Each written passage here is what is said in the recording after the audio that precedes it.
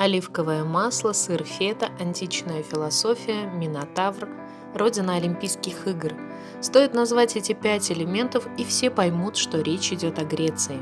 Здесь, как говорят, есть все: солнце, море, пляжи, острова, богатая природа и, конечно, памятники античности. Чувашская республиканская детско-юношеская библиотека приглашает вас в виртуальное путешествие по Греции. Калимера, Калимера – именно этой фразой вас поприветствуют греки. Давайте окунемся в интересные факты о Греции. Греция – одно из самых популярных туристических мест на планете. Люди приезжают сюда насладиться солнечными пляжами, красивейшей природой, историческими памятниками и, конечно, прекрасной греческой кухней. Греция – это самая солнечная страна в Европе. Здесь более 250 солнечных дней в году. 80% поверхности Греции состоит из гор, 50% страны покрыты лесами. Древняя Греция считается колыбелью западной цивилизации, философии, Олимпийских игр и литературы. Площадь Греции составляет 132 тысячи квадратных километров. В Греции, по разным данным, от 1200 до 6000 островов, 227 из которых населены. Крит – это самый крупный остров. Греки потребляют сыра больше всех, даже больше французов. В среднем на человека приходится 27 килограммов в год, 3/4 из которых это национальный сыр фета, который делается из козьего молока. Греческий кофе и греческий салат известны во всем мире. Кстати, в 2010 году канал CNN назвал греческую кухню самой здоровой.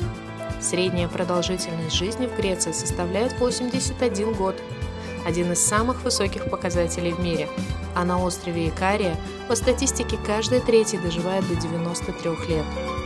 А как вам кажется, есть ли связь между греческим долголетием и большим потреблением оливок и козьего сыра? Кстати, Греция – это третий в мире производитель оливок после Испании и Италии. Ежегодно в Греции производят 300 тысяч тонн оливок. Удивительно, но некоторые оливковые деревья были посажены еще в XIII веке и до сих пор дают урожай. Почти 98% населения – это этнические греки.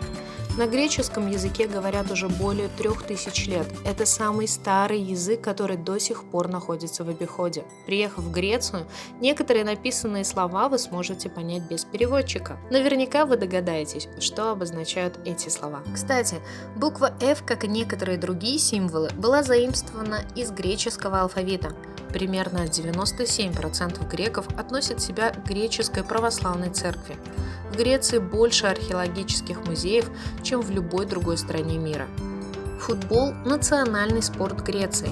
Первые Олимпийские игры прошли в 776 году до нашей эры. Первым олимпийским чемпионом стал греческий повар, который выиграл спринт.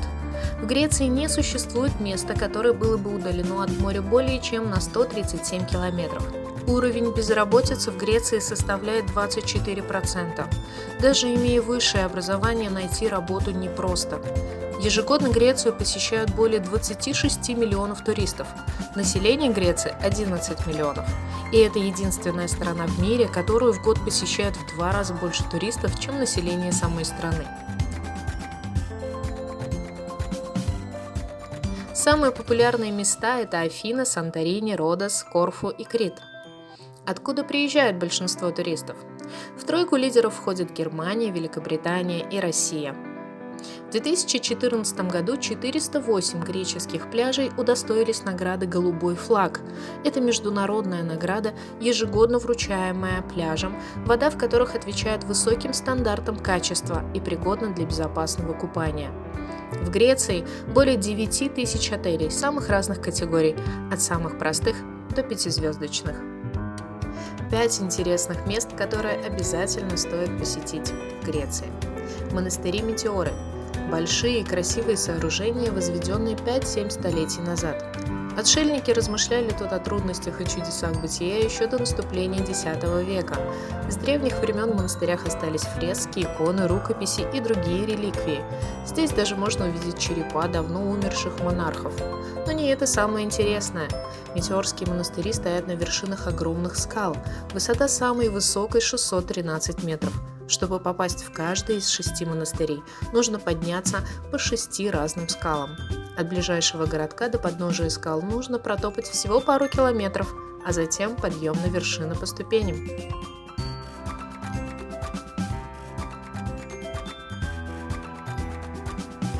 Кладбище поездов в Салониках.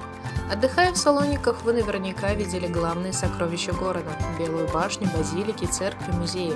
А как насчет чего-то неординарного?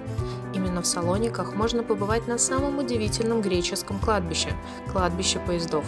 Тысячи старых вагонов и составов, собранные в одном месте под открытым небом. Местный пейзаж напоминает фильмы о жизни после апокалипсиса. Списанные составы привозят сюда уже не одно десятилетие, городские власти пытаются продать их как металлолом, но пока безуспешно. На вагонах любят рисовать уличные художники. Добраться до необычных достопримечательностей довольно просто. Возьмите за ориентир индустриальный парк Салоников, от него до кладбища поездов меньше 3 километров.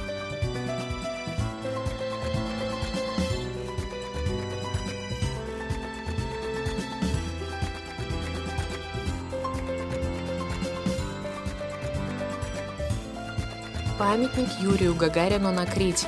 Самый большой греческий остров россияне облюбовали уже давно. Тут отличный климат и живописные пейзажи, а главное, сразу 3 теплых моря, песчаные пляжи в укромных бухтах. А с 2016 года остров Крит стал для нас еще роднее. Здесь открыли памятник Юрию Гагарину. Бюст первого космонавта Земли установили в городе Ираклион. Торжественное событие приурочили к 55-летию полета Гагарина. Теперь все, кто отдыхает на популярном курорте, будут помнить о первом запуске человека в космос. Вообще, Ираклион и его окрестности набиты сокровищами прошлого, а мифы в Древней Греции напоминают развалины Кносского дворца с лабиринтом Минотавра. В венецианскую эпоху туристов переносят городские оборонительные стены, фонтаны и дворец собрания. Долина бабочек на Родосе. Еще один остров, который называют жемчужиной Средиземноморья. Памятники истории и культуры торчат здесь на каждом углу. Природа острова тоже полна сюрпризов. Одна из самых любопытных диковинок – долина бабочек в Петалудосе. Ежегодно с конца мая туда слетаются бабочки вида медведица четырехточечная. Сотни тысяч крылатых красавиц отдыхают на деревьях скалах долины. Необыкновенное зрелище привлекает массу туристов. Многие зрители хлопают в ладоши, чтобы бабочки взлетели, но активные движения истощают энергию чудесных созданий. В итоге популяция вида оказалась под угрозой. Если вы окажетесь в этих краях во время слета бабочек, постарайтесь не беспокоить прекрасных обитателей долины.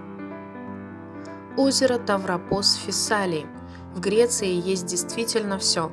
Даже кусочек настоящей высокогорной Австрии или Швейцарии. Виды водохранилища Тавропос абсолютно альпийские. Водоем будто специально сделан для тех, кто вдруг устал от южной красоты Средиземноморья. Водохранилище действительно было создано искусственно. Оно появилось после постройки плотины на реке Тавропос. Ее возвели для защиты местных жителей от наводнений. Сегодня на водоем приезжают экотуристы и любители активного отдыха, чтобы покататься на велосипедах или лошадях. Местные северные пейзажи даже жарким летом напоминают, что зима близко.